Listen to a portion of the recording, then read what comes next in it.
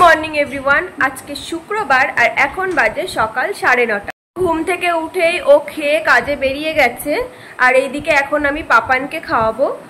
অনেকদিন পর বাড়িতে ডিম রান্না হচ্ছে আর এইদিকে আমি ভাতটা বসিয়ে দিয়েছি। দেখতেই পাচ্ছ ওইদিকে আমি আমার রান্না বসিয়ে দিয়েছি দুপুরের জন্য। আর দেখা যাক পাপান এখন কত সময় ধরে খায়। অনেক কষ্টে ওর খাওয়ানো কমপ্লিট হয়েছে, তারপরে আমি একটু ওর সঙ্গে খেলা করছিলাম। খেলা করা পরে মামিরা এসেছিল, ওকে নিয়ে গেল, কারণ ও সকালে খাওয়ার পরে ওই বাড়িতেই যায় রেগুলার। তো তারপরে ও চলে গেল আমাকে টাটা করে। তারপরে আমি ঘরে এসে আমার নিজের কাজগুলো করছিলাম, মানে রান্নার সমস্ত কিছু। তো সত্যি কথা বলতে কি, সেদিনকে আমার একটুও কাজ করতে ইচ্ছা করছিল না। ইচ্ছা না থাকলেও আমাকেই করতে হবে, কারণ আমারই দোষ এটা।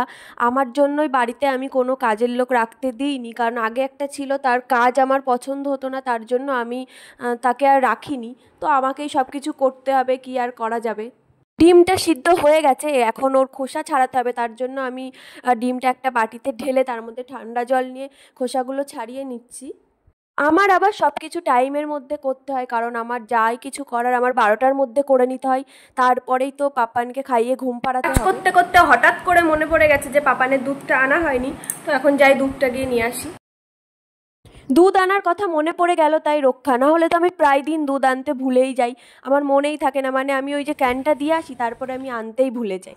তো তারপরে যাই হোক, যেই বাড়িতে দুধটা নিই ওখানে চলে আসলাম। দুধটা নিয়ে এখন আমি ঘরে যাচ্ছি। দুধটা এখন ঘরে গিয়ে আমি ফ্রিজেই রাখবো, কারণ পাপান এটা রাতের বেলা খায় রুটি দিয়ে। তো এখন আমি ঘরে এসে দুধটাকে ফ্রিজে রেখে দিচ্ছি।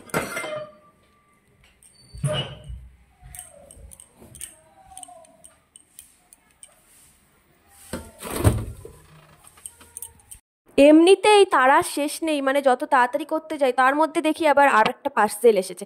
রোজ আবার কি অর্ডার দেয় ও ভগবান জানে। আবার আমার তো মাথায় কিছুই আসে না, আমি জানিও না এটার মধ্যে কি আছে। না কেন? চলো, কাজ নাকি তোর? যেখানে যাচ্ছিস সেখানেই পাখা চালাচ্ছিস শুধু।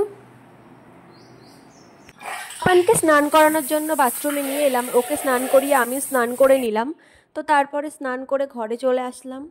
পরে তো আজকে বিকেলে আমাদের একটু বেরোতে হবে, আমাদের একটা রিলেটিভের বাড়িতে ইনভাইট আছে। তো এখান থেকে বাড়ির থেকে 4টেই বেরোবো, নিউ টাউনে যেতে হবে।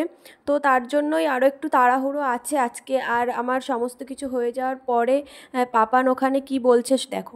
আর কি হয়েছে? কি হয়েছে ওখানে? হ্যাঁ কি হয়েছে বাবা? ওই কি?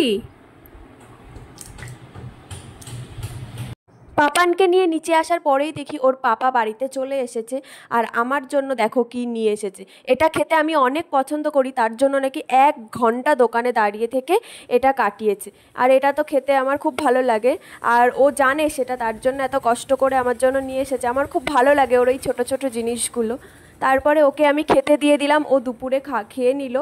আর তারপরে আমিও খেতে বসে গেলাম, কারণ একটু বিশ্রাম নিয়ে তারপরে আবার বেরোতে হবে। নিউ টাউনে গিয়ে কী কী করলাম, কী কী হলো, আমি পরের একটি ভিডিওতে সেগুলো শেয়ার করব। আর এই ভিডিওটা তোমাদের কেমন লাগলো অবশ্যই জানিও, আর ভালো লাগলে কিন্তু একটা লাইক আর একটা কমেন্ট করে দিও। তো দেখা হচ্ছে পরের একটি ভিডিওতে। তো টাটা।